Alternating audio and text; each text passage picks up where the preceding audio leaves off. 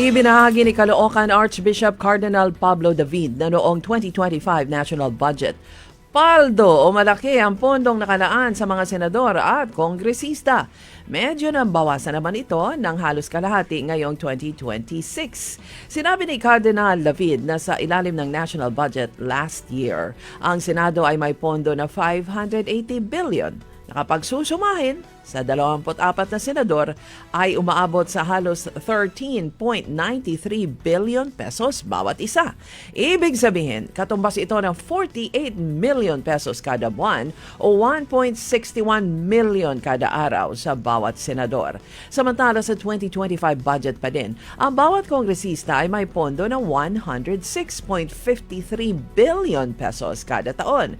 Sa kabuoang 316 na miyembro ng Kamara, may tig 9 million kada buwan o 292 million pesos na pondo na maaring magamit kada araw ang bawat kongresista. Pairali naman ang disiplina at paggalang. Ito ang paalala ng Catholic Bishops' Conference of the Philippines sa mga deboto ng Jesus Nazareno na makikibahagi sa taunang translasyon.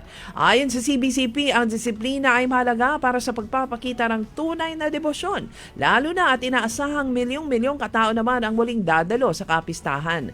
Hinikayat din ito ang mga makikibahagi sa prosesyon na panatilihin ang kahinahunan at pagpapakumbaba salig sa mensahe ng tema ngayong taon na dapat siyang itaas, ako na may bumaba.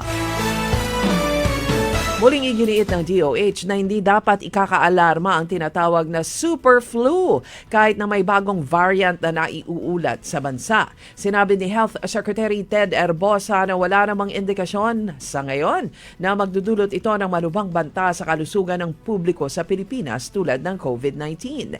Sa kabila nito, pinaalalahanan ng DOH ang mga Pinoy na bumibiyahe pa uwi ng bansa mula sa winter countries gaya ng North America at United Kingdom na magpabakuna sa lalong madaling panahon kahit wala pang sintomas ng sakit. Kalat ang super flu sa naturang mga bansa, dagdag pa niya. Payo ni Herbosa sa mga biyahero na magpabakuna upang sa sakit ay merong depensa.